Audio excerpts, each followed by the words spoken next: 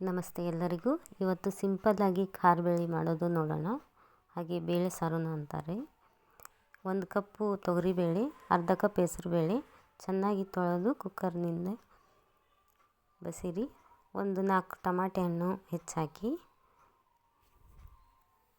1 ಸಣ್ಣ ಸೋರೆಕಾಯಿಯನ್ನು ಹೆಚ್ಚಾಕಿ, ಹಾಗೆ 2 ಚಮಚ ಖಾರದ ಪುಡಿಯನ್ನು ಹಾಕಿ, ಸ್ವಲ್ಪ ಅರಿಶಿನ ಹಾಕಿ, ಕೊತ್ತಂಬರಿ ಸೊಪ್ಪು ಮತ್ತು ಕರಿಬೇವಿನ ಸೊಪ್ಪು ಇದ್ದಂದರೆ ಅದನ್ನು ಒಂದು ಸ್ವಲ್ಪ ಹಾಕಿ, ಸ್ವಲ್ಪ ಉಪ್ಪು ಹಾಕಿ ಚೆನ್ನಾಗಿ ಮುಚ್ಚಿ 3 ವಿಸಿಲ್ ಹೊಡಿಸಿ. ಮತ್ತು ಬೆಂದಿರ್ತೈತಿ, ಬೆಂದಿದ್ದು ತೆಗೆದು ನೋಡಿ ಸ್ವಲ್ಪ ಮ್ಯಾಶ್ ಮಾಡಿ ಅದನ್ನ ಬೇಳೆ ಗುಂಡಿಲಿ ಮಗುಚಿ ಚೆನ್ನಾಗಿ ಮಗುಚಿ.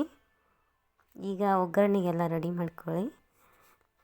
ಒಲೆ ಮೇಲೆ ಒಂದು ಗುಂಡಿಗೆಯನ್ನು ಇಟ್ಟು 2 ಚಮಚ ಎಣ್ಣೆ ಹಾಕಿ, ಸಾಸಿವೆನ ಹಾಕಿ, ಜೀರಿಗೆನೂ ಹಾಕಿ, ಹಾಗೆ 1-2 ಬೆಳ್ಳುಳ್ಳಿ ಹೆಸಲನ್ನು ಸುಲಿದಿರೋದು ಹಾಕಿ, ಸ್ವಲ್ಪ ಕರಿಬೇವಿನ ಸೊಪ್ಪು ಹಾಕಿ, 1-2 ಒಣಮೆಣಸಿನ್ಕಾಯಿ ಹಾಕಿ. ಈಗ ಒಗ್ಗರಣೆ ಎಲ್ಲ ರೆಡಿಯಾಗಿದೆ. ಸ್ವಲ್ಪ ಕೆಂಪಾಗೋವರೆಗೂ ಹುರ್ಕೊಳ್ಳಿ.